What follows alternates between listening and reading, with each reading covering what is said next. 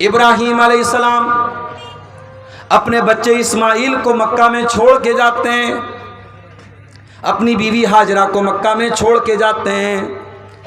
اسماعیل وہیں پہ رہتے ہیں، ہاجرہ وہیں پہ رہتی ہیں، اور وہیں پر اسماعیل جوان ہوتے ہیں، شادی ہوتی ہے، ان کی بیوی ان کے پاس آتی ہے۔ ایک زمانہ ہو گیا، ابراہیم علیہ السلام اپنے بچے سے ملنے کے لیے آتے ہیں۔ اتفاق سے جب گھر میں آتے ہیں تو اسماعیل گھر پہ نہیں ہوتے ہیں، بہو ہوتی ہے۔ ابراہیم علیہ السلام پوچھتے ہیں اپنی بہو سے، گزر بسر کیسی ہو رہی ہے؟ یہ بہو تھوڑی ناشکری تھی، یہ کہتی ہے کیا بتاؤں، بڑی پریشانی ہو رہی ہے، بس جیسے تیسے گزارا ہو رہا ہے، بہت دقت چل رہی ہے، بہت پریشانی ہے، بہت مشکل ہے۔ ابراہیم علیہ السلام نے کہا کہ بیٹی تمہارا شوہر آئے تو میرا سلام کہہ دینا اور یہ بتا دینا، اپنے شوہر سے یہ کہہ دینا کہ غیر اتبت بابک، اپنے دروازے کی چوکھٹ بدل لے۔ شام کو اسماعیل آئے، آتے ہی اپنے باپ کی خوشبو محسوس کی، پوچھا ہے میری بیوی کیا کوئی مہمان آیا تھا؟ کہاں ایک بوڑھے آدمی آئے تھے۔ کہا کیا کہہ رہے تھے؟ کہا تم کو سلام کہہ رہے تھے اور کہہ رہے تھے اپنے دروازے کی چوکھٹ بدل دے۔ کہا میری بیوی تو نے کیا کہا تھا؟ بیوی نے سارا ماجرا سنایا، کہا کیا ہے میری بیوی وہ کوئی اور نہیں، وہ میرے باپ تھے، وہ تیرے سسر تھے ابراہیم علیہ السلام تھے، اور وہ تیری ناشکری سے ناراض ہو گئے۔ تو ایک پیغمبر کی بیوی ہونے کے باوجود، ایک نبی کی بہو ہونے کے باوجود تو نے جو بات کہی میرے باپ کو پسند نہیں آئی، میرے باپ نے تجھے طلاق دینے کا آرڈر دیا ہے، اس لیے میں آج سے تجھ کو اپنے نکاح سے خارج کرنا ہوں، آج سے میں تجھ کو طلاق دے رہا ہوں۔ اب یہاں پہ تھوڑا سا رک جائیے۔ ہمارے گھروں میں کیا ہوتا ہے، بہو نے کھانا بنایا، شیرشاہ وادی لوگ تو جھول بہت زیادہ کھاتے ہیں بھائی، مسالہ بہت زیادہ کھاتے ہیں، معاف کیجئے گا، بڑا سوچ سمجھ کے ہم لوگ جب جلسوں کا سیزن آتا ہے تو پیٹ کی بڑی حفاظت کرنی پڑتی ہے، بہت مسالہ کھاتے ہیں آپ لوگ۔ اب بھائی مسالہ آپ زیادہ کھا رہے، بہو نے کم ڈال دیا، وہ بھی مسئلہ ہے۔ نمک آپ زیادہ کھاتے، بہو نے کم ڈال دیا، وہ بھی مسئلہ، اور نمک آپ کم کھاتے، بہو نے زیادہ ڈال دیا، وہ اور بڑا مسئلہ ہے۔ اب بہو نے کھانے میں نمک زیادہ کر دیا، سسر کو غصہ آیا، سسر نے کہا چل اپنے دروازے کی چوکھٹ بدل دے۔ تو کیا بیٹا اپنی بیوی کو طلاق دے دے گا ابراہیم علیہ السلام کی سنت پر عمل کرتے ہوئے؟ نہیں، رک جائیے، ابھی میں حدیث کو پورا کر دوں پھر میں مطلب بتاتا ہوں کہ ایسی صورت میں کیا کیا جائے گا۔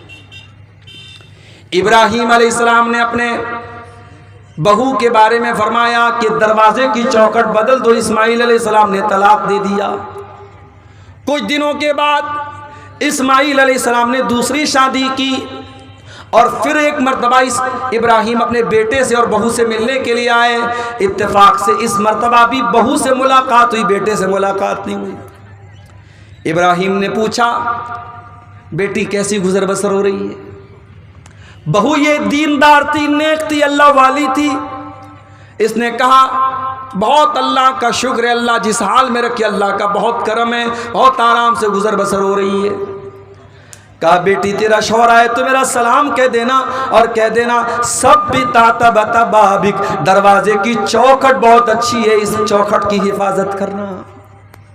شام ہوئی، اسماعیل آئے، باپ کی خوشبو محسوس کی، بیوی سے پوچھا کیا کوئی آیا تھا؟ کہا کہ آئے بڑے میاں بوڑھے میاں آئے تھے۔ کہا کیا کہہ رہے تھے؟ کہا مجھ سے حال چال پوچھ رہے تھے، اور جب میں نے اللہ کا شکر ادا کیا تو یہ کہہ کے گئے ہیں کہ اپنے شوہر کو میرا سلام سنا دینا اور کہہ دینا کہ دروازے کی چوکھٹ کی حفاظت کریں۔ کہا ہے میری بیوی وہ کوئی اور نہیں، تیرے سسر تھے، میرے باپ ابراہیم علیہ السلام تھے، اور انہوں نے تمہیں پسند کیا ہے، تمہاری بات ان کو پسند آئی ہے، اور انہوں نے کہا ہے کہ میں تم کو اپنے نکاح میں برقرار رکھوں۔ حدیث آپ کو میں نے سنا دی، بخاری کی حدیث ہے۔ اس حدیث سے دو بات پتہ چلی۔ پہلی بات یہ پتہ چلی کہ گھر کے اندر دروازے کی چوکھٹ کا اگر درجہ کسی کو حاصل ہے تو یہ عورت کو حاصل ہے۔ جس کو ہم گھر والی کہتے ہیں، جس کو ہم بیوی کہتے ہیں، جس کو ہم اہلیہ کہتے ہیں، بیگم کہتے ہیں، پتنی کہتے ہیں، وائف کہتے ہیں، جو بھی کہہ لیں، گھر کے اندر دروازے کی چوکھٹ کی اگر حیثیت کسی کو حاصل ہے تو وہ عورت کو حاصل ہے۔ پتہ یہ چلا اگر عورت گڑبڑ ہے تو اس کا مطلب کہ دروازے کی چوکھٹ گڑبڑ ہے، اور جب دروازے کی چوکھٹ گڑبڑ ہے اس کا مطلب کہ دروازے کی انٹری گڑبڑ ہے، دروازے میں آپ صحیح طریقے سے داخل نہیں ہو سکتے۔ اس لیے گھر کو اگر بنانا ہے، سنوارنا ہے، تو گھر والی کا اچھا ہونا بہت ضروری ہے۔ اب وہ مسئلہ بھی سن لیجئے، بہو نے کھانے میں جھول زیادہ کر دیا، نمک زیادہ کر دیا، سسر کو پسند نہیں آیا، ساس کو پسند نہیں آیا، سسر نے کہا بیٹے سے طلاق دے دے، تو بیٹا اتنی بات پر اپنی بیوی کو طلاق نہیں دے گا۔ اگر آپ کو یہ لگتا ہے کہ ابراہیم علیہ السلام کے کہنے پر اسماعیل نے تو طلاق دے دیا، تو کان کھول کر کے سن لیجئے، اگر باپ ابراہیم علیہ السلام کے جیسا ہو تب باپ کے کہنے پہ بیٹا طلاق دے دے گا، ہر باپ کے کہنے پر بیٹا اپنی بیوی کو طلاق نہیں دے گا، ورنہ ہر چھوٹی چھوٹی بات پہ طلاق ہو جائے گی۔ اگر ابراہیم کے جیسا باپ ہو، اتنا سمجھدار، اتنا دور اندیش، اتنا دیندار، اتنا ہوشیار، اتنا جینیس، اتنا گہری نظر رکھنے والا، اتنا اللہ والا، تو الگ بات ہے۔ ہر باپ کو اس بات کی اجازت نہیں ہے، ہر ماں کو اس بات کی اجازت نہیں ہے کہ وہ بولے کہ بہو کو طلاق دے دو، بیٹا طلاق دے دے۔ تو شوہر کے گھر کی چوکھٹ ہے بیوی۔ میرے ساتھ میری پیاری ماں و بہنوں، اگر آپ پنڈال کے اندر موجود ہیں، میری آواز آپ کے کانوں تک پہنچ رہی ہے، آپ اپنے بیٹے کے لیے جب بہو تلاش کرنے جائیں تو صرف یہ نہ دیکھیں کہ بہو کتنی خوبصورت ہے، کتنا رنگ گورا ہے، کتنے اچھے خاندان کی ہے، کتنے پیسے والی ہے، کتنا جہیز لے کر کے آئے گی۔ میری پیاری ماں، آپ جب اپنے بیٹے کے لیے بیوی تلاش کرنے جائیں، آپ اپنے گھر کے لیے جب بہو لینے جائیں تو کان کھول کے سن لو، آپ بہو لینے نہیں جا رہی ہیں، آپ اپنے دروازے کی چوکھٹ لینے جا رہی ہیں، اور چوکھٹ بہت سنبھال کر کے لانا۔ اللہ کے نبی فرماتے ہیں تنکح المرأۃ لاربعین، جب عورت کی شادی ہوتی ہے تو 4 چیزیں عورت کے اندر دیکھی جاتی ہیں، لمالہا ولحسبہا ولجمالہا ولدینہا۔ کچھ لوگ مال دیکھتے ہیں، کچھ لوگ خاندان دیکھتے ہیں، کچھ لوگ خوبصورتی دیکھتے ہیں، اور کچھ لوگ دینداری دیکھتے ہیں۔ آپ نے فرمایا فاظفر بذات الدین، دیندار عورت کو گھر میں لے کے آ جاؤ، کامیاب ہو جاؤ گے۔ دیندار عورت کو گھر میں لے کے آ جاؤ۔ میرے پیارے بھائیو، اللہ تعالیٰ نے عورت کو اس خوبی سے بھی نوازا ہے کہ عورت اپنی بات منوا لیتی ہے، کبھی ہنس کے منوا لیتی ہے، کبھی رو کے منوا لیتی ہے، کبھی مسکرا کے منوا لیتی ہے، کبھی آنسو بہا کے منوا لیتی ہے۔ میں نے عورت کے اوپر ایک نظم لکھی تھی، اس میں میں نے ایک شعر کہا تھا، وہ شعر ایسا تھا، قدرت نے تجھے گرمی جذبات عطا کی، اے عورت اللہ تعالیٰ نے تجھے جذبات کی قوت عطا کی ہے، قدرت نے تجھے گرمی جذبات عطا کی، وہ تقویٰ کی بھرم توڑ دے، وہ ناز و ادا ہے۔ اے عورت تیرے اندر وہ ناز ہے، وہ ادا ہے، بڑے بڑے متقیوں کا تقویٰ تو توڑ سکتی ہے۔ اللہ نے تجھے ناز و ادا کی طاقت بھی دی ہے، اور اللہ نے تجھے جذبات کی طاقت بھی دی ہے۔ جذبات کی طاقت عورت کے اندر ہوتی ہے۔ فرعون بہت بڑا ظالم تھا، کسی کی بات نہیں سنتا تھا، بچوں کو قتل کروانے کا آرڈر دیا تھا اس نے، مگر جب اپنی بیوی اس کی جب بچہ لے کر کے آتی ہے، جو موسیٰ علیہ السلام کی شکل میں وہ بچہ جب حضرت آسیہ کی گود میں پہنچتا ہے، فرعون کی بیوی کی گود میں، اور فرعون کی بیوی اپنے شوہر سے کہتی ہے لا تقتلوہ عسیٰ ان ینفعنا او نتخذہ ولدا، اے میرے سرطان دیکھیے کتنا خوبصورت بچہ ہے، کتنا پیارا بچہ ہے، ہم اس بچے کو قتل نہ کیجئے، ہم اس بچے کو اپنا بیٹا بنا لیں گے، اپنا بیٹا بنا کر کے پالیں گے۔ اچھا، فرعون کو کوئی بیٹا نہیں تھا، فرعون اپنے آپ کو خدا کہتا تھا، رب کہتا تھا، بھگوان کہتا تھا، گاڈ کہتا تھا، اور فرعون اپنی بیوی کو بیٹا نہیں دے سکا۔ ایسے تو خدا گزرے دنیا میں، ایسے خدا گزرے، اپنے آپ کو خدا کہتا تھا اور اپنی بیوی کو بیٹا نہیں دے سکا، اور دوسرے کے بچے کو بیوی کہہ رہی کہ اسے ہم اپنا بیٹا بنا لیتے ہیں۔ اللہ اکبر۔ تو بیوی جو ہوتی ہے وہ بات منوا لیتی ہے میرے ساتھ۔ بیوی چاہے گی آپ کی سگریٹ چھڑوا دے گی، بیوی چاہے گی آپ کا گٹکا چھڑوا دے گی، بیوی چاہے گی آپ کو نمازی بنا دے گی۔ میری پیاری ماں بہنوں، آپ جب اپنے شوہر سے ضد کر کے 5,000 والی ساڑی خرید سکتی ہو، 10,000 والا لہنگا خرید سکتی ہو، 1,30,000 میں سونا چل رہا ہے، سونے کا زیور منگوا سکتی ہو، تو اے میری پیاری ماں بہنوں، آپ اپنے شوہر سے بہت سارے اچھے کام بھی کروا سکتی ہو۔ کروانے کا طریقہ ہونا چاہیے۔ اللہ کے پیارے نبی کیا فرماتے ہیں، بڑے غور سے سنیے گا۔ اللہ کے نبی صلی اللہ علیہ وسلم فرماتے ہیں، رحم اللہ رجلا قام من اللیل، اللہ تعالیٰ رحم نازل فرمائے، اللہ تعالیٰ رحمت نازل فرمائے اس آدمی کے اوپر جو رات میں اٹھ کر کے تہجد کی نماز پڑھتا ہے، وہ ایقظ امرأتہ، اور اپنی بیوی کو بھی اٹھاتا ہے، اور بیوی اگر اٹھنے سے انکار کر دیتی ہے تو بیوی کے چہرے پر پانی ڈال کے اٹھاتا ہے۔ ہے ہمت بیوی کے چہرے پہ پانی ڈالنے کی؟ کہیں ایسا نہ ہو کہ ادھر آپ پانی ڈالیں اور ادھر بیوی لات مار دے۔ بھائی آج کل یہ بھی تو ہو رہا ہے، بیوی سے پنگا لینے کی کس میں ہمت ہے بھائی؟ دنیا میں سب سے پنگا لے سکتے ہیں، بیوی سے نہیں لے سکتے۔ وہ ایک لطیفہ ہے، ایک آدمی کی بیوی بہت شک کرتی تھی اس کے اوپر، بڑا پریشان رہتا تھا، مہینے میں 2-4 دن مائکے جاتی تو اس میں بھی فون پر فون کرتی رہتی تھی، کہاں ہیں آپ، کیا کر رہے ہیں آپ؟ ڈر تھا کہ کہیں کسی دوسری عورت کے ساتھ تو نہیں ہے۔ ایک مرتبہ مائکے گئی، بچے کو چھوڑ کے گئی تھی، بچہ بھی چھوڑ کے گئی تھی کہ نظر رکھے اپنے باپ کے اوپر۔ مائکے جا کے فون کر رہی ہے شوہر کو، کہاں ہیں آپ؟ شوہر کہہ رہا کہاں رہوں گا، گھر پر ہوں بھائی، تمہاری اجازت کے بغیر کہاں جا سکتا ہوں؟ کہا اچھا گھر پہ ہو، جاؤ کچن میں جاؤ، کچن میں جاؤ اور مکسر کی آواز مجھے سنا کر کے بتاؤ کہ تم گھر میں ہو۔ شوہر نے مکسر کی آواز سنا دی، گھر کی آواز آئی، بیوی نے کہا اچھا چلو بھائی تسلی ہو گئی۔ دوسرے دن پھر فون کیا بیوی نے، کہاں ہیں آپ؟ شوہر نے کہا ارے بیگم میں کہاں رہوں گا، گھر پر ہوں۔ کہا چلیے مکسر کی آواز سنائیے۔ شوہر نے پھر مکسر چالو کر کے سنا دیا، گھر کی آواز آئی۔ تیسرے دن بیوی نے کہا اتنا شریف میرا شوہر کب سے ہو گیا، روزانہ میں فون کر رہی ہوں مجھے مکسر کی آواز سنا دے رہا ہے۔ تیسرے دن بیوی سرپرائز دینے کے لیے اچانک گھر میں آ گئی۔ گھر میں آئی تو شوہر غائب، بچہ کھیل رہا تھا۔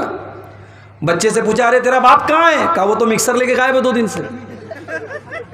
تو کہتے ہیں کہ اگر شوہر سے بیوی شیر ہے تو شوہر سوا شیر بھی بن سکتا ہے بھائی۔ تمہیں سارا دماغ تمہیں کو ہے تھوڑی، ہم کو بھی تو تھوڑا بہت دماغ ہے۔ تو آپ یہ یاد رکھیے میرے پیارے ساتھیوں کہ گھر کے اندر جب تک ایک نیک گھر والی نہیں آئے گی، گھر کا ماحول اچھا نہیں ہو سکتا ہے۔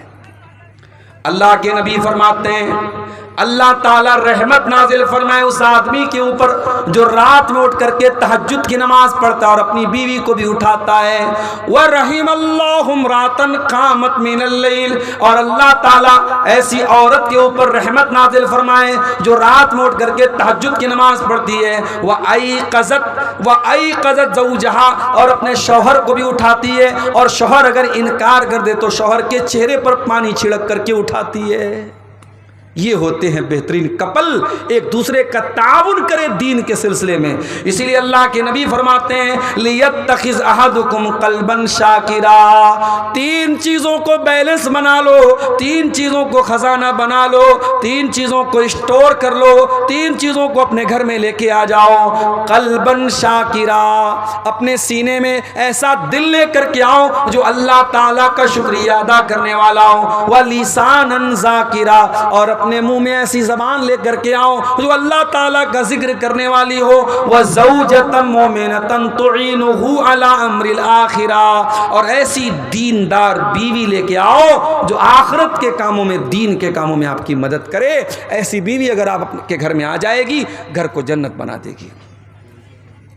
اور آگے بڑھیے، گھر کو اگر جنت بنانا ہے تو بہت ضروری کام کیا کرنا ہے ہم کو؟ گھر کو اللہ کے ذکر سے آباد کرنا ہے۔ مسلمان کا گھر ہے، صبح بھی موبائل پر گانے بج رہے ہیں، شام کو بھی گانے بج رہے ہیں، بستر پہ جانے کے پہلے بھی میوزک بج رہا ہے۔ مسلمان کا گھر ہے، 24 گھنٹے میں کوئی ایک مرتبہ اللہ کا نام لینے والا نہیں ہے۔ نیتاؤں کے بھاشن تو سنے جا رہے ہیں، راجنیتاؤں کی تقریریں تو بجائی جا رہی ہیں، اللہ رسول کی باتیں گھر میں کوئی سننے والا نہیں ہے۔ گاؤں میں جلسہ ہوتا ہے، اس گھر کا کوئی آدمی جلسے میں جانے کو تیار نہیں ہے۔ تقریروں سے بور ہونے والا پریوار ہے، نہ شوہر کو تقریروں سے انٹرسٹ ہے، نہ بیوی کو تقریروں سے انٹرسٹ ہے۔ ایک آدمی گھر میں اللہ کا ذکر کرنے والا، اللہ کا نام لینے والا تک نہیں ہے۔ میرے پیارے بھائیوں، ایسے گھر کو اللہ کے نبی نے مردہ قرار دیا۔ آپ نے فرمایا مثل البیت الذی یذکر اللہ فیہ والبیت الذی لا یذکر اللہ فیہ، جس گھر میں اللہ کا نام لیا جائے وہ گھر زندہ ہے، اور جس گھر میں اللہ کا نام نہ لیا جائے وہ گھر مردہ ہے۔ وہ گھر مردہ ہے، اللہ کے نبی نے اس کو مردہ قرار دیا ہے۔ اپنے گھر کو زندہ کرو میرے بھائیوں، اللہ کے ذکر سے آباد کرو۔ بہت آسان طریقہ بتا دیتا ہوں، جب بھی گھر میں داخل ہوا کرو بسم اللہ پڑھ کے داخل ہوا کرو، اور جب گھر کے باہر نکلا کرو بسم اللہ توکلت علی اللہ لا حول ولا قوت الا باللہ پڑھ لیا کرو۔ کیا فائدہ ہوگا مولوی صاحب؟ آئیے میں فائدہ بھی بتا دیتا ہوں۔ صحیح مسلم کی روایت ہے، اللہ کے پیارے رسول فرماتے ہیں جب انسان گھر میں داخل ہونے کے ٹائم بسم اللہ پڑھتا ہے تو شیطان بھاگ جاتا ہے اور کہتا ہے لا مبیت لکم ہاہنا، یہ تو بسم اللہ پڑھ کے گھر میں آیا ہے، اب یہاں پہ رات گزارنے کا موقع نہیں ملے گا۔ جب انسان رات میں ڈنر کرنے کے ٹائم، کھانا کھانے کے ٹائم اللہ کا نام لیتا ہے، بسم اللہ پڑھتا ہے، تو شیطان کہتا ہے لا مبیت لکم ولا عشاء ہاہنا، نہ تو یہاں پہ رات گزارنے کا موقع ملے گا، نہ ڈنر کرنے کا موقع ملے گا۔ جب آپ کھانے پر بسم اللہ نہیں پڑھتے ہیں تو آپ کے کھانے کو شیطان بھی کھاتا ہے، کھانے کی برکت ختم ہو جاتی ہے۔ تو گھر میں جب داخل ہوں تب بسم اللہ پڑھیں، اور جب کھانا کھانے لگے تب بسم اللہ پڑھیں، اور جب رات ہو جائے، مغرب کی اذان ہو جائے تو اللہ کے نبی نے فرمایا جب سورج ڈوب جائے، جب مغرب کا ٹائم ہو جائے فَكُفُّوا صِبْيَانَكُمْ، تو اپنے چھوٹے بچوں کو گھر کے اندر لے آؤ۔ مغرب کے ٹائم اپنے چھوٹے بچوں کو باہر مت بھیجو، فَإِنَّ الشَّيَاطِينَ تَنْتَشِرُ حِينَئِذٍ، اس وقت شیطان گھومتے رہتے ہیں۔ مغرب کے ٹائم اپنے بچوں کو باہر مت بھیجیے، سورج ڈوبنے کے ٹائم۔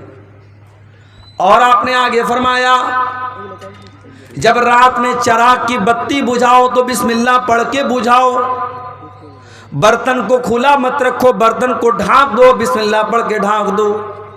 دروازے کی کنڈی لگاؤ تو بسم اللہ پڑھ کے کنڈی لگاؤ، اس لیے کہ جو اللہ کے نام سے جو چیز کلوز کر دی جائے، جو چیز بند کر دی جائے، شیطان اس کو اوپن نہیں کر سکتا، شیطان اس کو کھول نہیں سکتا۔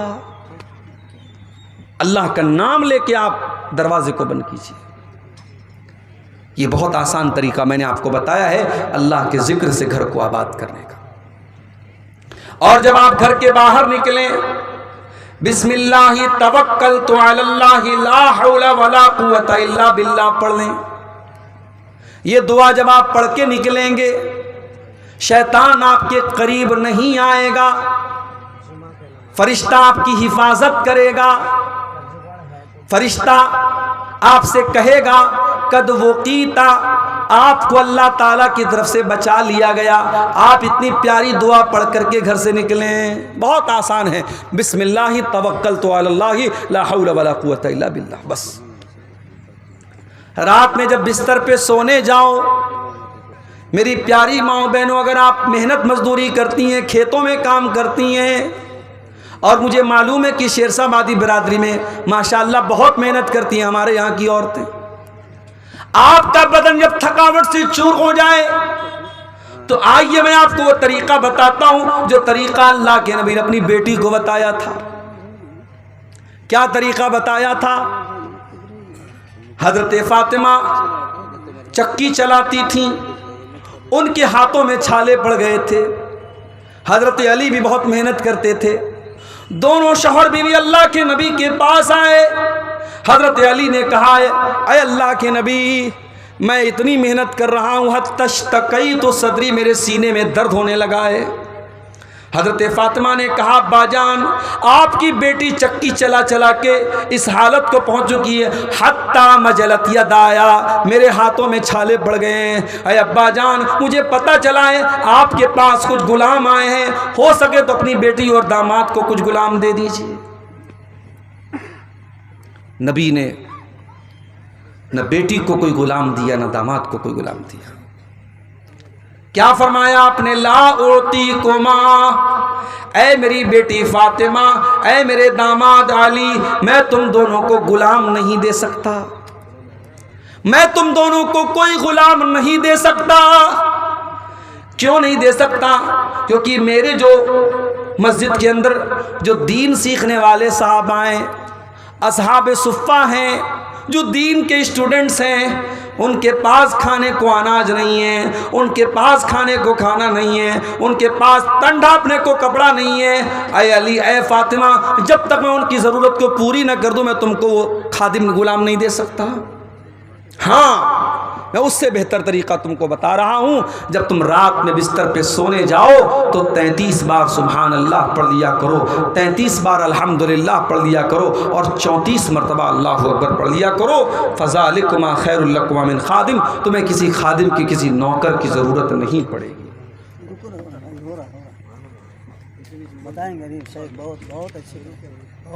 میرے بھائیوں، نبی نے اپنی بیٹی اور داماد کو پریشانی کے باوجود غلام نہیں دیا، نبی نے تسبیح سکھائی ہے۔ اور حضرت علی کہتے ہیں کہ یہ تسبیح جس دن سے نبی نے مجھ کو سکھائی ہے، اس دن سے لے کر کے جب تک میں زندہ ہوں یہ تسبیح کبھی میں نے چھوڑی نہیں ہے۔ سوال کرنے والے ہیں، سوال کیا ہے علی، آپ کی زندگی میں ایک رات آئی تھی صفین کی لڑائی والی رات، کیا اس رات بھی آپ یہ تسبیح پڑھ کے سوئے تھے؟ کہا کہ ہاں اس رات میں یہ تسبیح پڑھ کے سویا تھا۔ میرے پیارے بھائیوں، صحابہ کرام 2-2 گھنٹے تقریریں نہیں سنتے تھے، ہاں جو سنتے تھے عمل کرتے تھے۔ نبی نے یہ تسبیح سکھائی تو اس تسبیح کے اوپر حضرت علی نے عمل کیا، حضرت فاطمہ نے عمل کیا۔ اپنے گھروں کو اللہ کے ذکر سے آباد کرو میرے پیارے ساتھیوں، صبح شام کے اذکار پڑھو۔ اور آج الحمدللہ سب کے ہاتھ میں موبائل ہے، آپ موبائل پر دیکھ کر کے بھی پڑھ سکتے ہیں۔ آپ گوگل پلے اسٹور پہ جائیں اور دعا کی کوئی اچھی سی کتاب ڈاؤن لوڈ کر لیں، اس میں صبح شام کے اذکار آپ کو مل جائیں گے۔ صبح شام کے اذکار آپ دیکھ کر کے بھی پڑھیں، آپ یقین کریں صبح شام کے اذکار آپ پڑھیں گے بہت ساری پریشانیوں سے آپ بچ جائیں گے۔ اب تو صاحب اتنے زیادہ کیس آ رہے ہیں، میں جہاں جا رہا ہوں مولوی صاحب میری بیٹی کے اوپر جنات آ گیا ہے، میری بیٹی کو جنات پریشان کر رہا ہے، میرے گھر میں جو ہے کوئی سایہ ہے، کوئی مسئلہ ہے۔ کیوں آ رہے یہ سارے مسئلے؟ کیونکہ ہم نے اپنے گھروں کو مردہ بنا دیا ہے۔ ہمارے گھروں میں اللہ کا ذکر کرنے والا کوئی نہیں، اللہ کا نام لینے والا کوئی نہیں ہے۔ اللہ کے نبی فرماتے ہیں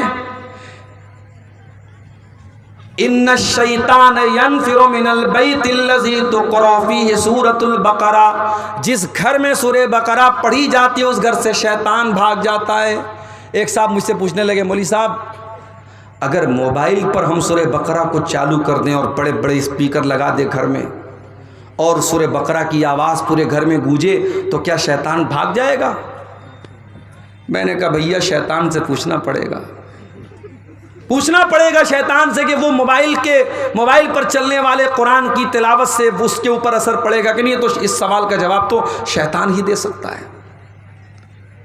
کیا حال ہو گیا ہے ہمارا، برگر اور پیزا کھاتے کھاتے، فاسٹ فوڈ کھاتے کھاتے ہم اتنے فاسٹ ہو گئے، اتنے شارٹ کٹ تلاش کرنے لگے کہ ہمیں قرآن پڑھنے میں بھی اب جو ہے سستی ہو رہی ہے۔ ہم چاہتے کہ قرآن موبائل پر ہم چلا دیں، ہمیں نہ پڑھنا پڑے۔ بنارس میں ایک ہمارے دوست ہیں حافظ قرآن ہیں، انہوں نے کہا مولوی صاحب ایک آدمی اپنے گھر میں ہم کو بلا رہا ہے، 40 دن تک سورہ بقرہ پڑھنے کے لیے کہہ رہا ہے اور مجھ کو 5000 روپیہ دے گا۔ میں نے کہا خبردار مت جانا وہاں پہ۔ میں نے کہا قرآن پڑھنے سے شیطان بھاگتا ہے، حدیث میں آیا ہے، مگر کرایہ دے کر کے کسی دوسرے کو پڑھوا کر کے شیطان نہیں بھاگے گا، یہ حدیث میں نہیں آیا۔ آپ کو خود قرآن پڑھنا ہے۔ ہمارے گھروں میں آج قرآن کوئی پڑھنے والا نہیں ہے میرے ساتھ۔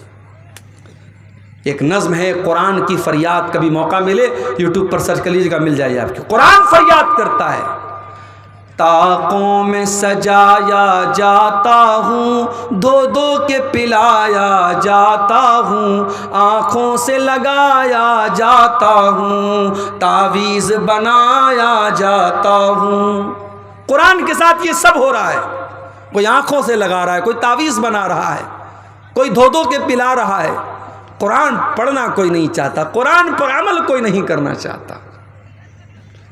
اللہ کے نبی فرماتے ہیں مثل البیت الذی یذکر اللہ فیہ والبیت الذی لا یذکر اللہ فیہ، جس گھر میں اللہ کا نام لیا جائے وہ گھر زندہ ہے، اور جس گھر میں اللہ کا نام نہ لیا جائے وہ گھر مردہ ہے۔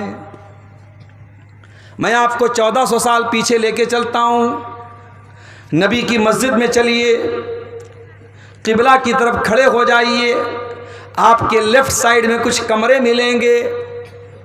یہ چھوٹے چھوٹے کمرے ہیں، مٹی کا فرش ہے، کچی اینٹوں کی دیوار ہے، اور کھجور کے تنے کا پلر ہے، اور کھجور کی ٹہنیوں کا چھپر ہے۔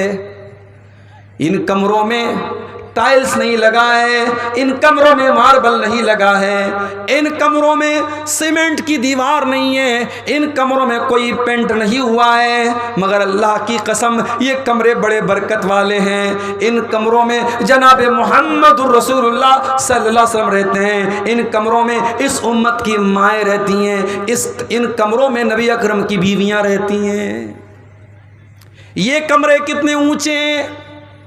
سعید ابن مسیب کہتے ہیں میں عثمان غنی کے دور میں نبی کے کمرے میں گیا، میں نے ہاتھ اٹھایا، میرا ہاتھ مکان کی چھت میں ٹچ ہو گیا، یعنی چھت بھی بہت زیادہ اونچی نہیں تھی۔ اور کمرے کا اسپیس کتنا تھا، کمرے کا چھیتر پھل کتنا تھا، کتنا بڑا کمرہ تھا؟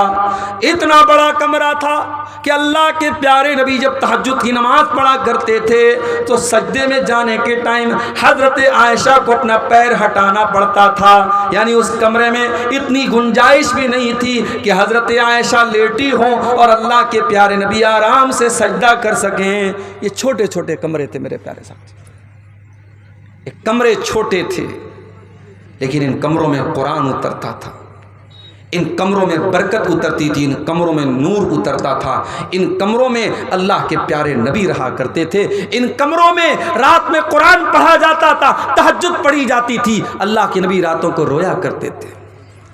سلام اس پر جو امت کے لیے راتوں کو روتا تھا، سلام اس پر جو فرش خاک پر جاڑے میں سوتا تھا، سلام اس پر کہ جس کے گھر میں چاندی تھی نہ سونا تھا، سلام اس پر کہ ٹوٹا بوریا جس کا بچھونا تھا۔ اس نبی نے ہم کو بتایا کہ مکان میں برکت اللہ کو یاد کرنے سے آتی ہے، مکان کو عالیشان بنانے سے مکان خوبصورت نہیں ہوتا ہے میرے ساتھی۔ اور آگے بڑھیے، گھر کو اگر دینداری والا گھر بنانا ہے، اسلامی گھر بنانا ہے، گھر کے ہر فرد کو نمازی بننا پڑے گا۔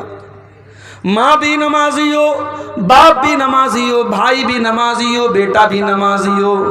اللہ کے پیارے نبی فرماتے ہیں مروا اولادکم بالصلاۃ وہم ابناء سبع، جب تمہارے بچے 7 سال کے ہو جائیں، 7 سال کے ہو جائیں تو اپنے بچوں کو نماز کا آرڈر دو، اور جب تمہارے بچے 10 سال کے ہو جائیں اور نماز نہ پڑھے تو تم ان کی پٹائی کرو۔ مولوی صاحب پٹائی کون کرے گا؟ فجر کی اذان تک جلسے چلتے ہیں سیمانچل میں، اور جلسہ ختم ہوتے ہی پبلک اپنے گھروں کو جاتی ہے اور اس گاؤں کی چھوٹی سی مسجد میں چند نمازی نماز پڑھتے ہیں۔ یہ آج ہمارا حال ہے۔ مسجد تو بنا لی شب بھر میں ایمان کی حرارت والوں نے، مسجد تو بنا لی شب بھر میں ایمان کی حرارت والوں نے، من اپنا پرانا پاپی تھا برسوں میں نمازی بن نہ سکا۔ ارے جب ہم نمازی بنیں گے تب نہ اپنے بچوں کو نمازی بنائیں گے، جب ہم خود ہی بے نمازی ہیں تو کیا بچوں کو نمازی بنائیں گے؟ اپنے بچوں کو نمازی بنانا ہے تو پہلے خود نمازی بننا پڑے گا۔ قرآن کہتا ہے وَأْمُرْ أَهْلَكَ بِالصَّلَاةِ وَاصْطَبِرْ عَلَيْهَا، اے میرے نبی نماز کا اپنے گھر والوں کو حکم دیجئے اور خود بھی نماز کی پابندی کیجئے. لا نسألك رزقا، اور اے نماز پڑھنے والے تیری نماز سے تیری روزی روٹی پر کوئی فرق نہیں پڑے گا، تیری روزی میں کوئی کمی نہیں آئے گی. ہم تجھ سے تیری روزی نہیں مانگتے، ہم تو خود تجھ کو روزی دیتے ہیں. اگر 10 منٹ کے لیے تو دکان بند کر دے گا تو کیا مکہ میں دکان بند نہیں ہوتی، مدینہ میں دکان بند نہیں ہوتی؟ مکے اور مدینے میں دکان بند ہو جاتی ہے اور اس کے باوجود اللہ تعالیٰ ان کو دیتا ہے، نماز کے ٹائم ان کی دکان بند ہو جاتی ہے. تو نماز کی پابندی کرو میرے پیارے ساتھیوں.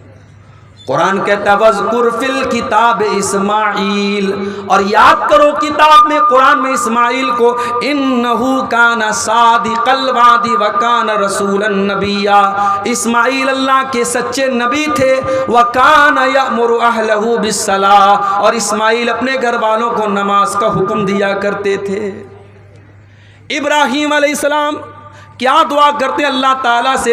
رب اجعلنی مقیم الصلاۃ، اے اللہ تو مجھے نماز قائم کرنے والا بنا دے. ومن ذریتی، اور اے اللہ میری اولاد کو بھی تو نماز قائم کرنے والا بنا دے، مجھے بھی نمازی بنا دے، میری اولاد کو بھی نمازی بنا دے.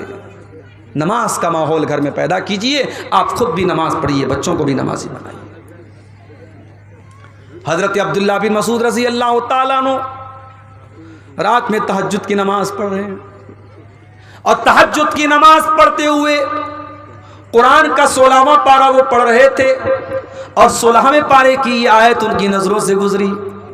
جب حضرت موسیٰ علیہ السلام اور حضرت خضر علیہ السلام دونوں جا رہے تھے اور ایک مکان کی دیوار گرنے والی تھی، قرآن کہتا ہے حضرت خضر نے اس مکان کی دیوار کو ٹھیک کر دیا. گاؤں والے بڑے کنجوس تھے، ان لوگوں نے ان دونوں لوگوں کو کھانا تک نہیں کھلایا تھا، اور جب دیوار گرنے لگی تو حضرت خضر نے دیوار کو ٹھیک کر دیا.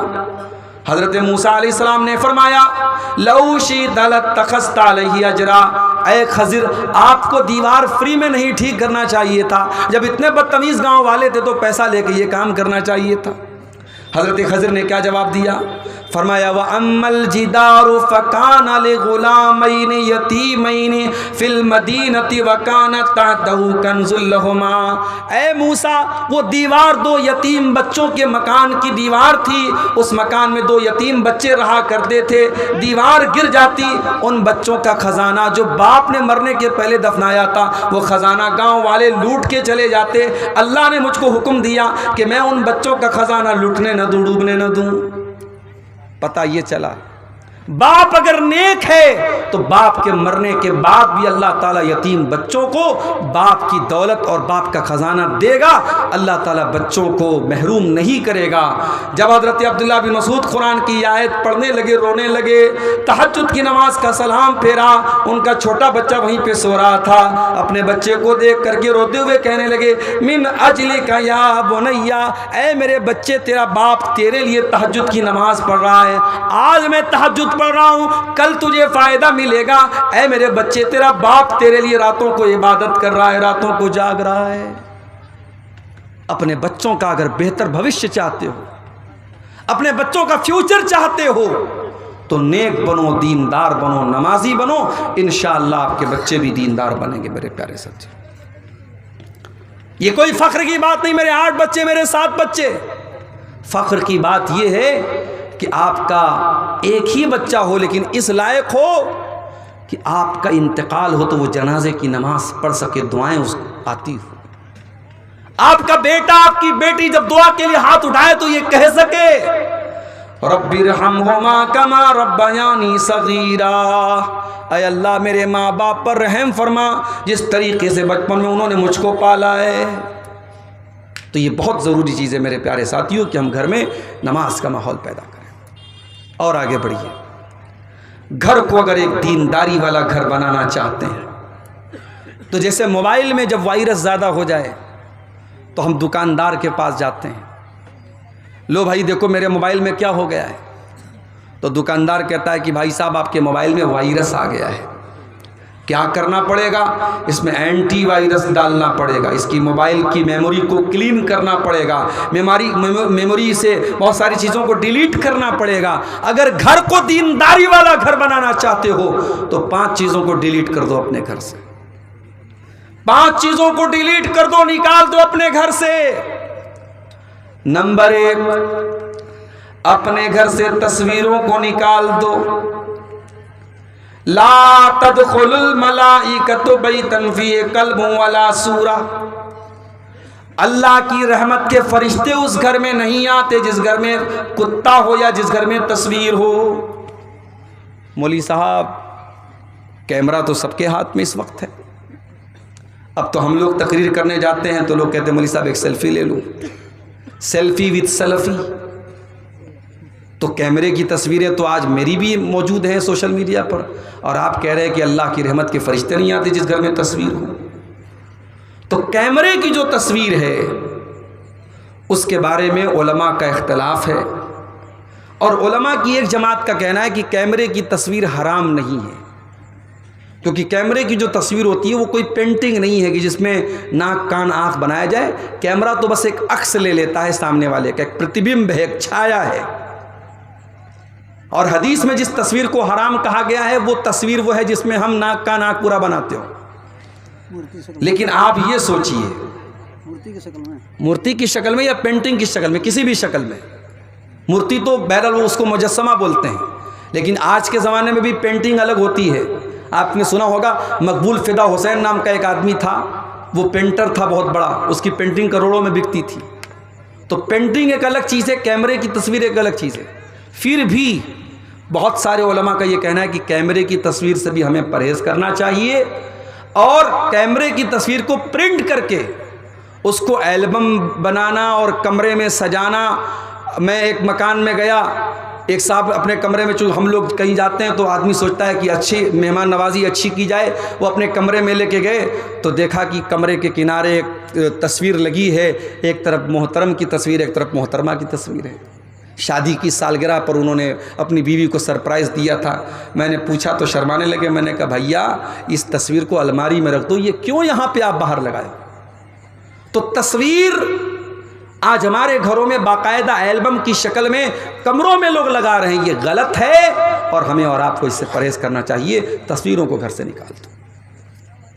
ہاں، موبائل کی تصویریں جہاں تک بات ہے، ضرورت پڑنے پر آپ بچوں کی یادگار کے لیے کچھ فوٹو اگر آپ نے لی ہے، موبائل کے کیمرے میں ہے، موبائل کی گیلری میں ہے، اس کی گنجائش بن سکتی ہے، مگر اس میں بھی ہمیں اس بات کا لحاظ رکھنا چاہیے۔ لوگ اپنی بیوی کی ایک سے ایک فوٹو لیتے ہیں اور اس کے بعد دوستوں کے ہاتھ میں موبائل تھما دیتے ہیں، تو یہ تو بے پردگی کی بات ہے۔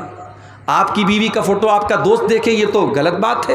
اس لیے ہمیں اور آپ کو اگر کیمرے میں، ہمارے موبائل میں پرسنل تصویریں، ہماری بیوی کی تصویریں ہیں، جوان بیٹی کی تصویریں ہیں، گھر کی عورتوں کی تصویریں ہیں، تو ان کو ہمیں بہت احتیاط کے ساتھ یوز کرنا چاہیے کہ کہیں بے پردگی نہ ہو۔ دوسری چیز جس کو گھر سے نکالنا ہے، گھر کے اندر کوئی تعویذ نہیں ہونا چاہیے۔ بعض گھروں میں آپ داخل ہوئیے، مکان میں داخل ہونے کے ساتھ ساتھ ہی ایک پرچی لٹکی رہتی ہے، اس پہ لکھا رہتا ہے دکان اور مکان کی خیر و برکت کے لیے، اور نیچے الٹی سیدھی گنتیاں لکھی رہتی ہیں 420 9211۔ دیکھا کہ نہیں آپ نے؟ کہیں دکانوں پہ لگا رہتا ہے، مکان پہ لکھا رہتا ہے۔ مجھے یہ بات سمجھ میں نہیں آتی کہ یہ گنتی لکھنے سے شیطان کیسے بھاگے گا؟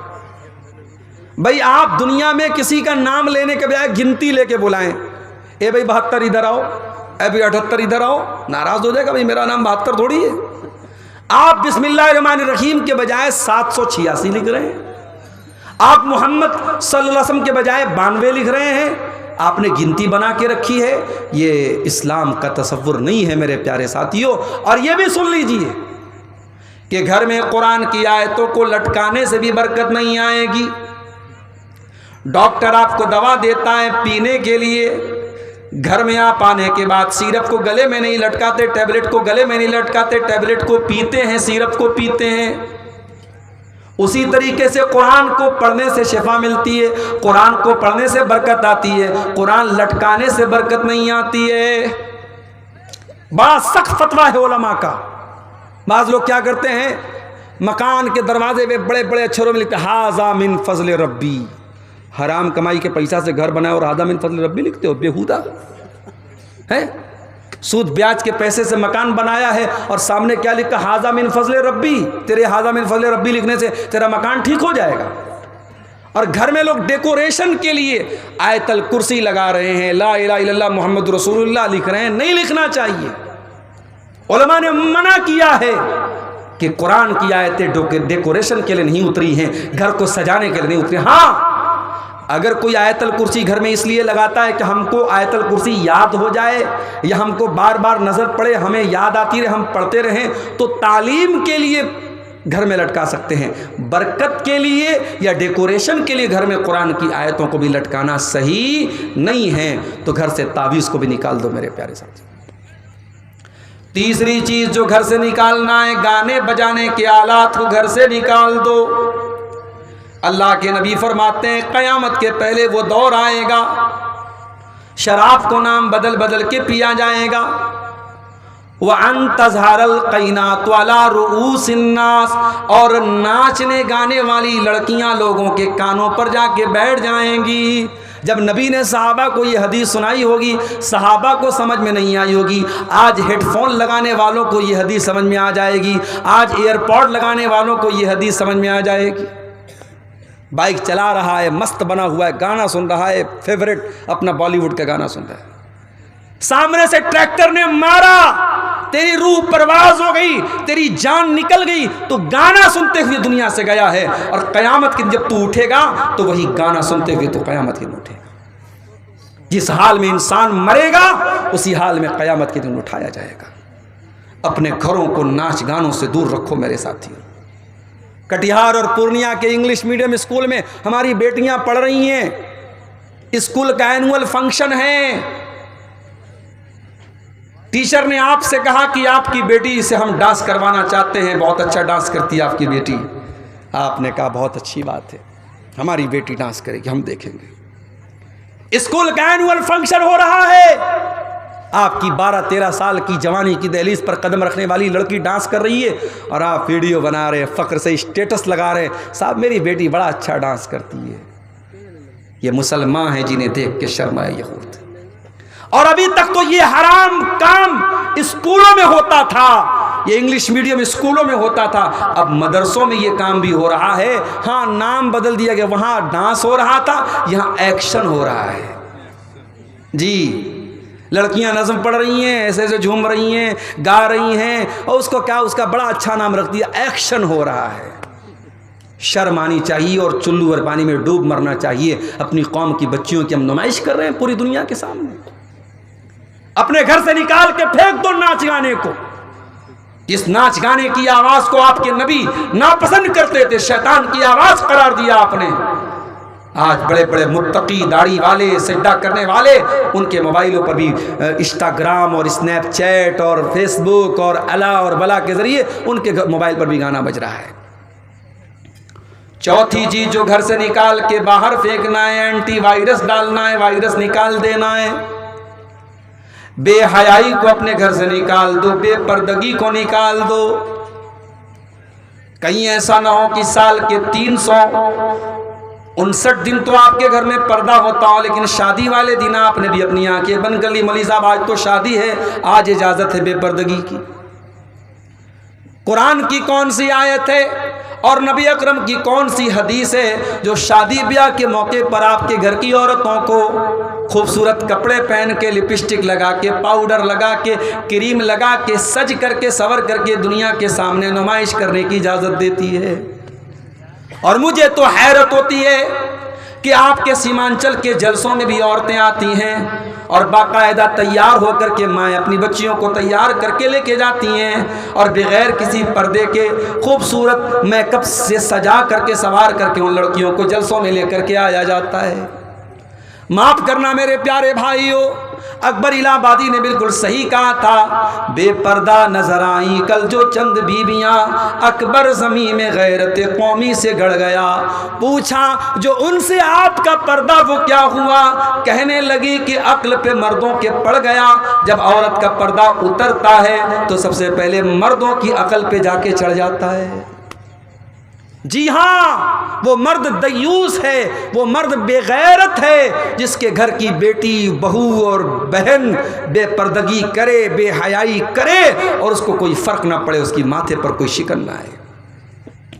اللہ کے پیارے نبی صلی اللہ علیہ وسلم فرماتے ہیں 3 لوگ ایسے ہوں گے جن کی طرف قیامت کے دن اللہ تعالیٰ نہ تو دیکھے گا، نہ بات کرے گا، نہ پاک اور صاف کرے گا۔ نمبر 1، العاق لوالدی، اپنے ماں باپ سے رشتہ توڑ دینے والا۔ نمبر 2، المرأۃ المترجلہ، مردوں کی نقل کرنے والی عورت۔ اور نمبر 3، الدیوس، وہ بے غیرت مرد جس کے گھر میں بے غیرتی ہو رہی اور اس کو کوئی فرق نہ پڑ رہا ہو۔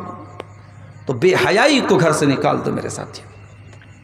اور یہ بھی یاد رکھو، جب بیٹیاں جوان ہو جائیں تو ان کو بتا دو کہ کون تیرا محرم ہے اور کون تیرا غیر محرم ہے۔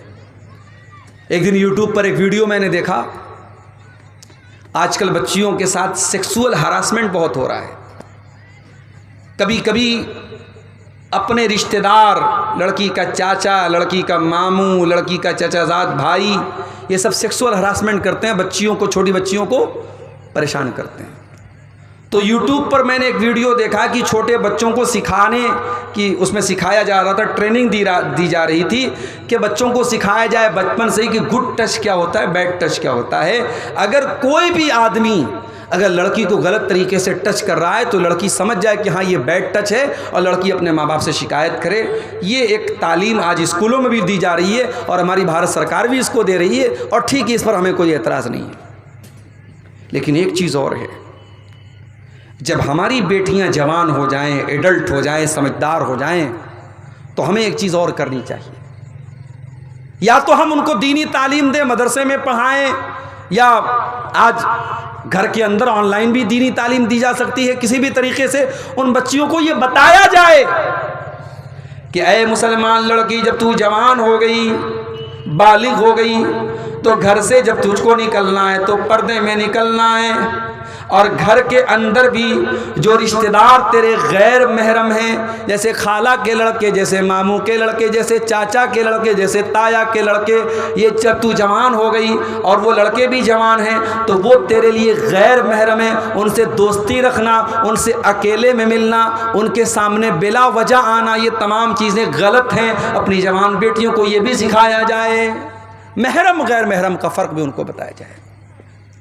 بھابھی کو مائکے چھوڑنا ہے، کون چھوڑنے جا رہا ہے؟ دیور جا رہا ہے، شوہر نہیں جا رہا ہے۔ شوہر چھوڑنے چلا جائے گا تو ناک کٹ جائے گی، کون چھوڑنے جا رہا ہے؟ جوان دیور جا رہا ہے، بائک پر بیٹھا ہے، بہو اس سے کندھے سے کندھا سٹا کے بائک پہ جائے۔ یہ کیسی بے غیرتی ہے جو آج ہمارے علاقے میں آ چکی ہے۔ جیجا سالی کو گھما رہا ہے، اور کہاوت ہے سالی آدھی گھر والی۔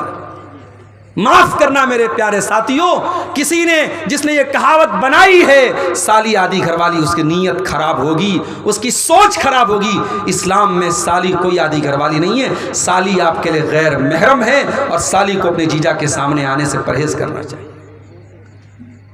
آپ اپنے جیجا جی کو بھائی جان، پتہ نہیں آپ کے سیمانچل میں کیا بولتے ہیں، کٹیہار میں، پورنیہ میں کیا بولتے ہیں، ہمارے یہاں کے بھائی جان بولتے ہیں، جیجا کو بھائی جان بولتے ہیں، بہن کے شوہر کو بھائی جان بولتے ہیں۔ تو بھائی جان بول دینے سے وہ آپ کے بھائی نہیں ہو جاتے ہیں، ایک لمٹ ہونی چاہیے، ایک پردہ ہونا چاہیے میرے پیارے ساتھی۔ نبی اکرم کے پاس ایک صحابی آتے ہیں، سوال کرتے ہیں، افرأیت الحمو یا رسول اللہ، اے اللہ کے نبی، کیا دیور بھی بھابھی کے پاس اکیلے میں نہیں جا سکتا؟ جیجا سالی کے پاس اکیلے میں نہیں جا سکتا؟ آج آپ کے بنارس کے قریب میں مئو میں جانتا ہوں، مبارک پور میں جانتا ہوں، اعظم گڑھ میں جانتا ہوں، آپ کے سیمانچل کے بھی بہت سارے علاقوں میں یہ چیز مل جائے گی۔ شوہر باہر کمانے گیا ہے، جوائنٹ فیملی سسٹم ہے، بیوی اسی فیملی میں رہتی ہے، دیوروں کے ساتھ، جیٹھوں کے ساتھ، جوائنٹ فیملی سسٹم میں شوہر دور رہ رہا ہے، پردیس میں رہ رہا ہے، اور اس کی جوان بیوی اسی گھر میں رہ رہی ہے، دیوروں اور جیٹھوں کے بیچ میں کوئی پردہ نہیں ہے۔ ہم کیا کر رہے ہیں؟ ہم فتنوں کو ہوا دے رہے ہیں، ہم اپنے گھر میں بدکاری کو دعوت دے رہے ہیں کہ آؤ، اور گھر میں بدکاری اور زناکاری کو فروغ دے دو۔ میرے پیارے ساتھیوں، نبی نے فرمایا دیور اپنی بھابھی کے لیے موت ہے، جیجا اپنی سالی کے لیے موت ہے۔ محرم اور غیر محرم کا فرق بھی ہمارے گھر میں ہونا چاہیے۔ اگر یہ فرق نہیں ہے تو اس بے حیائی کو اپنے گھر سے نکال دو۔ اب ایک آخری چیز ہم بیان کر کے پھر کچھ سوالات ہمارے سامنے آئے ہیں، ان سوالوں کا جواب دے کے ہم بات ختم کریں گے۔ گھر کو اگر آپ ایک دیندار گھر بنانا چاہتے ہیں تو ایک بہت ضروری چیز یہ بھی ہے کہ آپ اپنے دسترخوان پہ کس کو دعوت دے رہے ہیں۔ شرابیوں کو تو اپنے گھر میں نہیں بلا رہے ہیں، زانیوں کو تو اپنے گھر میں نہیں بلا رہے ہیں۔ اللہ کے پیارے نبی فرماتے لا یاکل طعامک الا تقی، تمہارے دسترخوان پہ متقی لوگوں کو کھانا کھانا چاہیے۔ دعوت دو تو متقی نیک لوگوں کو دو، بے نمازیوں کو، حرام خوروں کو، رشوت خوروں کو، سود خوروں کو، شرابیوں کو، زانیوں کو مت دعوت دو۔ اپنے دسترخوان پہ نیک اور دیندار لوگوں کو دعوت دو، اپنے گھروں میں دیندار لوگوں کو انٹری دو۔ یاد کرو حضرت نوح علیہ السلام کی دعا۔ حضرت نوح علیہ السلام نے کیا دعا کی تھی؟ رب اغفر لی ولوالدی ولمن دخل بیتی مؤمنا وللمؤمنین والمؤمنات، اے اللہ مجھے بخش دے، میرے ماں باپ کو بخش دے، اور میرے گھر میں جو ایمان والا آئے تو اس کو بھی بخش دے، اور تمام مومن مردوں کو بخش دے، تمام مومن عورتوں کو بخش دے۔ پتہ یہ چلا کہ اپنے گھر میں نیک اور ایمان والے کو، متقی کو ہم اپنے گھر میں دعوت دیں۔ شریعت اس کی بھی ہم کو تعلیم دیتی ہے۔ اور آخری چیز یہ ہے میرے ساتھی، یہ جتنی چیزیں میں نے بیان کی ہیں ان کا تعلق ہماری کوشش سے، ہمارے سنگھرش سے ہے، ہمارے اسٹرگل سے ہے، لیکن ہدایت تو اللہ کے ہاتھ میں ہے۔ ہدایت کا ریموٹ کنٹرول اللہ کے ہاتھ میں ہے۔ اس لیے اللہ سے دعا بھی کرتے رہو کہ اے اللہ میرے گھر کو نیک بنا دے۔ اور دو دعائیں میں سکھا رہا ہوں، ان دونوں دعاؤں کو نوٹ کر لو۔ پہلی دعا آپ کو ملے گی 19ویں پارے میں، سورہ فرقان کے آخری رکوع میں۔ بڑی پیاری دعا ہے، اللہ کے نیک بندے دعا کرتے ہیں ربنا هب لنا من ازواجنا وذرياتنا قرة اعین واجعلنا للمتقین اماما، اے پروردگار ہمارے بیوی بچوں کو ہماری آنکھوں کی ٹھنڈک بنا دے اور ہمیں متقیوں کا امام بنا دے۔ بڑی پیاری دعا ہے، اس دعا کو پڑھا کرو میرے ساتھ۔ اور دوسری دعا قرآن کے 26ویں پارے میں شروع میں ہے، سورہ احقاف میں، جب انسان 40 سال کا ہو جائے تو یہ دعا پڑھے۔ 40 سال کا جب انسان ہو جاتا ہے نا تو میچیور ہو جاتا ہے، اور جو 40 سال میں بھی نہ سدھرے وہ قبر میں جانے تک بھی نہیں سدھرے گا۔ یہ بات نوٹ کر لو۔ بری عادتیں جو چھوٹنے والی ہوتی ہیں 40 سال تک چھوٹ جاتی ہیں، اور جو بری عادتیں 40 سال تک نہ چھوٹیں وہ 70 سال میں بھی نہیں چھوٹتی۔ کچھ بوڑھوں کو دیکھو، 70 سال کے بوڑھے ہیں، چوراہوں پر بیٹھے ہیں اور ان کی آنکھیں جو ہیں ادھر ادھر گھوم رہی ہیں۔ وہ جوانی کی شرارتیں بڑھاپے میں، ہاتھوں میں جنبش نہیں، پیروں میں طاقت نہیں، مگر وہ شرارتیں بڑھاپے میں بھی زندہ رہتی ہیں بعض بوڑھوں کے اندر۔ تو 40 سال انسانی زندگی کا بڑا اہم پوائنٹ ہے۔ اسی لیے اللہ نے 40 سال کا ہونے کے بعد یہ دعا سکھائی، رب اوزعنی ان اشکر نعمتک التی انعمت علی وعلی والدی وان اعمل صالحا ترضی واصلح لی فی ذریتی۔ بڑی پیاری دعا ہے۔ اے اللہ مجھے توفیق دے کہ میں تیری نعمتوں کا شکریہ ادا کروں، جو نعمتیں تو نے مجھ کو دی اور میرے ماں باپ کو دی، اور اے اللہ مجھے توفیق دے کہ میں ایسا نیک عمل کروں جس سے تو خوش ہو جائے۔ وَأَصْلِحْ لِي فِي ذُرِّيَّتِي، اور اے اللہ میری اولاد کی تو اصلاح کر دے، میری اولاد کو نیک بنا دے، میری اولاد کو اچھا بنا دے۔ یہ بڑی پیاری دعا ہے، یہ دونوں دعائیں پڑھا کرو میرے ساتھی، دعائیں پڑھا کرو، اللہ سے تعلق مضبوط رکھو، انشاءاللہ اللہ آپ کے گھر کی حفاظت کرے گا۔ یہ سوال ایک آیا تھا، ہمارے گاؤں کے جمعہ کی مسجد میں عورت کی جگہ ہے تو کیا عورت جمعہ کی نماز مردوں کے ساتھ پڑھ سکتی ہے؟ پڑھ سکتی ہے نہیں، پڑھنا چاہیے۔ جی، آپ کے سماج میں جو اگیانتا ہے، جو جہالت ہے، جو مسلمان لڑکیاں آج غیر مسلموں کے ساتھ بھاگ رہی ہیں، مرتد ہو رہی ہیں، اس کی بہت بڑی وجہ ہماری قوم کی لڑکیوں اور عورتوں کو دین کی تعلیم نہیں ہے، یہ وجہ ہے۔ اور جمعہ کی نماز میں اگر پردے کا ارینجمنٹ ہے تو آپ عورتوں کے لیے بالکل انتظام کیجئے۔ میں جھارکھنڈ میں بعض علاقوں میں گیا اور باقاعدہ میں نے وہاں جمعہ کے خطبے میں تقریر میں کہا کہ آپ اپنی عورتوں کا انتظام کیجئے، اور الحمدللہ میرے کہنے کا ان لوگوں نے ان کے اوپر اثر بھی ہوا اور وہاں عورتوں کا سلسلہ شروع ہوا۔ ہاں، عورتیں جمعہ میں آئیں گی، پردے کے ساتھ آئیں گی، پردے کا لحاظ رکھیں گی، عورتوں کی انٹری الگ ہو، ان کا دروازہ الگ ہو، پردے کا پورا انتظام ہو، مردوں کی نظر عورتوں پر نہ پڑتی ہو۔ اگر یہ ساری کنڈیشن ہے تو عورتوں کا انتظام بالکل رکھنا چاہیے، رکھ سکتے نہیں، رکھنا چاہیے۔ مذہب اسلام میں بچہ بند کرنا جائز نہیں ہے، لیکن زیادہ بچے ہونے پر ہم تعلیم نہیں دے پا رہے ہیں، ان حالات میں ہم کیا کریں؟ دیکھیے، یہ بہت اہم سوال ہے آج کے دور میں، جس کو ہم مہذب الفاظ میں کہہ سکتے ہیں فیملی پلاننگ کی اسلام میں کیا حیثیت ہے۔ تو دیکھیے، فیملی پلاننگ کی دو شکلیں ہیں۔ ایک شکل یہ ہے کہ دو بچے ہو گئے، شوہر نے نسبندی کرا لی، بیوی نے نسبندی کرا لی، بیوی نے آپریشن کرا لیا، ہمیشہ کے لیے اولاد کا سلسلہ بند کر دیا گیا، تو یہ چیز جائز نہیں ہے۔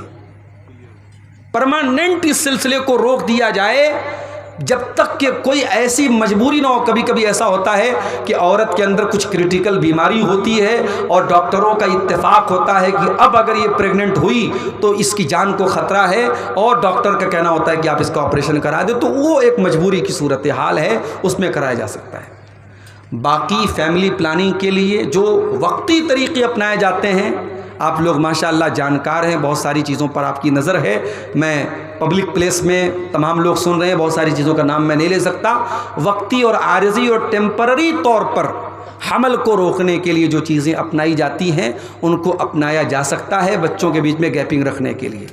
لیکن سنیے، لیکن اگر حمل ٹھہر چکا ہے، اگر یہ ڈاکٹر کی رپورٹ آ گئی ہے یا آج کے زمانے میں پریگا نیوز وغیرہ کے ذریعے پتہ لگ جاتا ہے کہ ہاں بیوی کو حمل ہے، اب اس حمل کو ہونے کے بعد اب آپ کو کسی دوا کے ذریعے، کسی ایبورشن کے ذریعے اس کو ختم کرنے کی اجازت نہیں ہے۔ اس کے پہلے، حمل کے پہلے کے جو راستے اور جو طریقے ہیں وقتی طور پہ روکنے کے، آپ ان کے بارے میں معلومات کر کے ان کو اپنا سکتے ہیں۔ لیکن حمل ٹھہرنے کے بعد کسی بچے کو، چاہے وہ ابھی صرف حمل کی شکل میں ہے، اسے قتل کرنے کی اجازت اسلام میں بالکل بھی نہیں ہے۔ پیار کر کے شادی کرنا کیسا ہے؟ بھئی کوئی دل جلا ہے جس کی طرف سے سوال آیا ہے۔ پیار کر کے شادی کرنا کیسا ہے؟ سوال کو تھوڑا الٹ دیجئے، شادی کر کے پیار کیجئے، پیار کر کے شادی مت کیجئے، ٹھیک ہے؟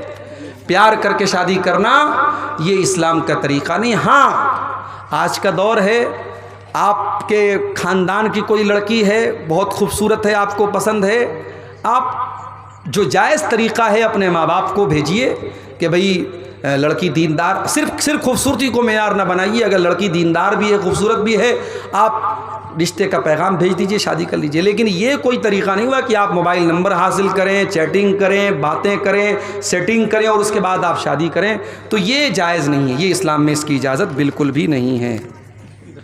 دوسرا سوال ہے، نیا گھر میں قرآن خوانی کروانا کیسا ہے؟ چاہے نیا گھر ہو چاہے پرانا گھر ہو، قرآن خوانی کرانا جائز نہیں ہے۔ قرآن پڑھنا صحیح ہے، کسی کو بلا کر کے لڈو کھلا کے قرآن پڑھوانا یہ صحیح نہیں ہے۔ اور قرآن بہت ساری جگہوں پہ کیا ہوتا ہے، مرنے والے کے لیے بھی قرآن پڑھتے ہیں، وہ بھی جائز نہیں ہے۔ قرآن پڑھنا نان ٹرانسفیریبل عبادت ہے، کسی کو ٹرانسفر نہیں کر سکتے۔ عبد الغفار صاحب قرآن پڑھ کے مولوی صاحب کو بخش دیں، اس کا اسلام میں سسٹم نہیں ہے۔ ہم قرآن پڑھیں گے، ہم کو ثواب ملے گا۔ امام صاحب کا وضو مکمل نہیں ہے تو کیا مقتدی کی نماز ہو جائے گی؟ نہیں ہوگی، دہرانی پڑے گی نماز۔ اور اگر نماز کے دوران وضو ٹوٹ جائے امام صاحب کا، تو جہاں سے ٹوٹا ہے وہاں سے کسی دوسرے کو امام بنا دے اور امام صاحب وہاں جا کے وضو کریں اور پھر سے نماز اپنی پڑھیں۔ بیچ میں اگر وضو ٹوٹا ہے تو وہاں سے دوسرے کو امام بنا سکتا ہے، لیکن وضو ہی صحیح طریقے سے نہیں کیا اور ایسی حالت میں نماز پڑھا دیا اور بعد میں پتہ چلا کہ وضو صحیح نہیں تھا تو وہ نماز دہرانی پڑے گی۔ واللہ اعلم بالصواب۔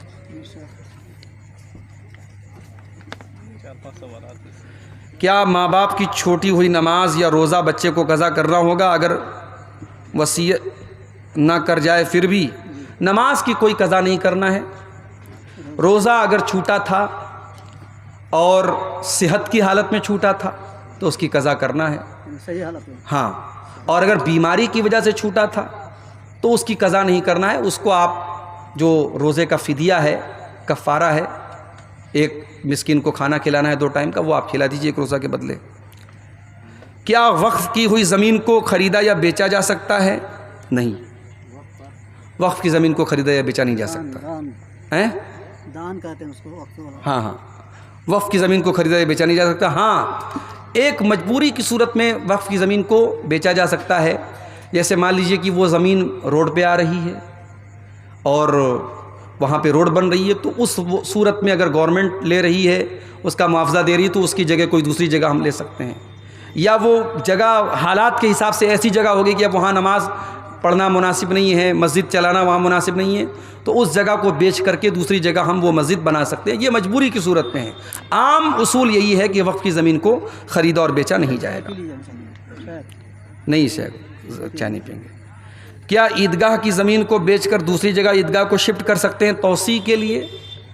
اب دیکھیے، مجبوری کی صورت میں تو ایسا کر سکتے ہیں، لیکن صرف توسیع کا مسئلہ ہے، یعنی عیدگاہ چھوٹی ہے، ہم کو بڑی عیدگاہ لینا ہے، اور چھوٹی والی عیدگاہ کو بیچ کر کے ہم دوسری جگہ بڑی زمین خریدنا چاہتے ہیں، تو یہ مسئلہ تھوڑا سا کریٹیکل ہے، ٹف ہے، مشکل ہے. اس کے بارے میں آپ اپنے علاقے کے علماء سے سمجھ لیجئے یا کسی بڑے ادارے سے فتویٰ لے لیجئے. نگر کے قریب ایک مسجد ہے مگر جماعت کے لوگوں کی تعداد کم ہے، تو کیا گاؤں کی کسی بڑی مسجد میں نماز پنجگانہ پڑھنے کے لیے جانا کیسا ہے؟ جا سکتے ہیں، کوئی حرج کی بات نہیں ہے. آج کے دور میں نگر اور گاؤں کا کوئی بہت فرق نہیں رہ گیا ہے. جہاں پر بھی جماعت ہو رہی ہو آپ نماز پڑھ سکتے ہیں. شہر کے ہیں گاؤں میں جا کے پڑھ سکتے ہیں، گاؤں کے ہیں شہر میں آ کے پڑھ سکتے ہیں، کوئی حرج کی بات نہیں ہے. کیا عورتوں کے لیے اجازت نہیں ہے کہ اسے جمعہ کی نماز میں شرکت کریں؟ بیان کر چکے ہیں اس کو. ٹھیک ہے، سورہ دعا پڑھ کر کے ہاں پھونک دینا کسی مریض کو پڑھ سکتے ہیں. دعا پڑھ کے کسی کو دم کرنا جائز ہے، کوئی حرج کی بات نہیں ہے. دعا صحیح ہو، قرآن کی آیتوں وغیرہ کو پڑھ کے دم کیا جائے تو کوئی حرج کی بات انشاءاللہ نہیں ہے. گرہ باندھ کر کے ستا اس طرح دے دو. نہیں، وہ سب صحیح نہیں. پانی اور تیل میں دم کرنا کیسے؟ اگر علاج کے دوران، کیا لکھا ہے؟ پیشنٹ علاج کے دوران پیشنٹ کسی بھی طریقے سے ان کی موت ہو جاتی تو کیا ہم قاتل کہلائیں گے؟ اگر لاپرواہی کی ہے آپ نے تو قاتل تو کہلائیں گے. بھائی دیکھیے، علاج کے طریقے، آج آپریشن وغیرہ ہوتا ہے تو ڈاکٹر باقاعدہ ایک جو ہے سائن کراتا ہے، سگنیچر لیتا ہے کہ بھئی اگر مریض کی موت ہوگی تو اس کے ذمہ دار ہم نہیں ہوں گے.